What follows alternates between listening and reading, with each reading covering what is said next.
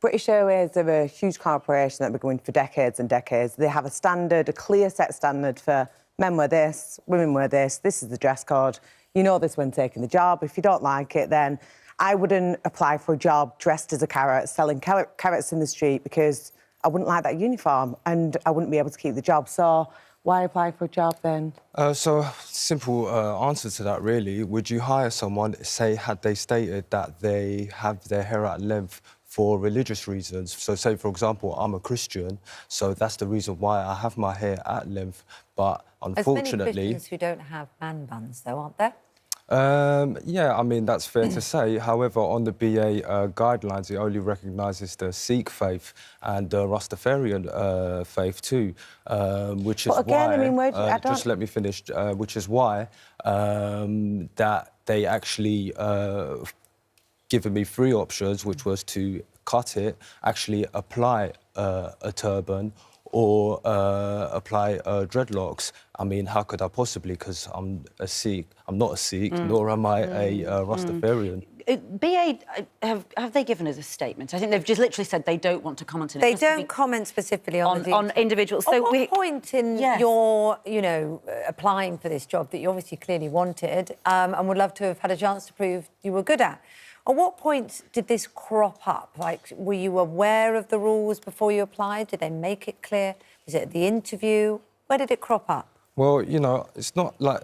Obviously, as everyone knows, as your viewers will know, British Airways is a huge institution. You can't just, give in your CV and then hope to get hired. There's a very thorough vetting process where they go through your 5-year employment history, CRB and your hairstyles? I mean, did they talk about your hair? I was interviewed by several managerial members by BA, and not one person actually pulled me to the side and said to me... Was you given the dress code, though?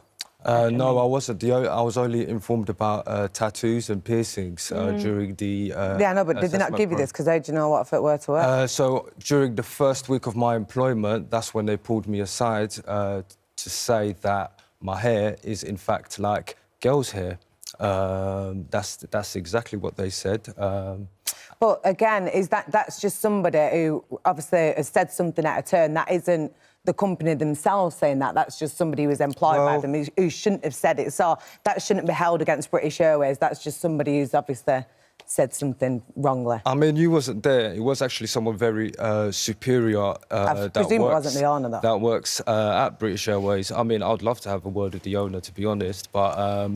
So what's your point? Your point is what? Is that you think it's sexist because were there women who had similar hairstyles to you?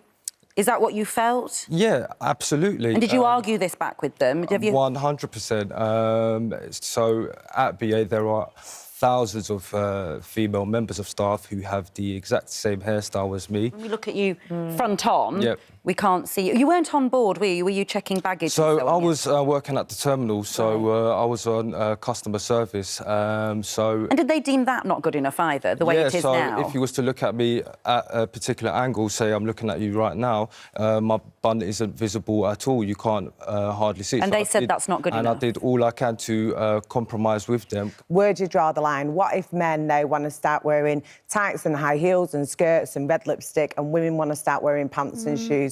There's got to be a line that you draw somewhere, and with over 50,000 employees, unfortunately, you can't give leeway to every single person or else you'll lose the image of the brand.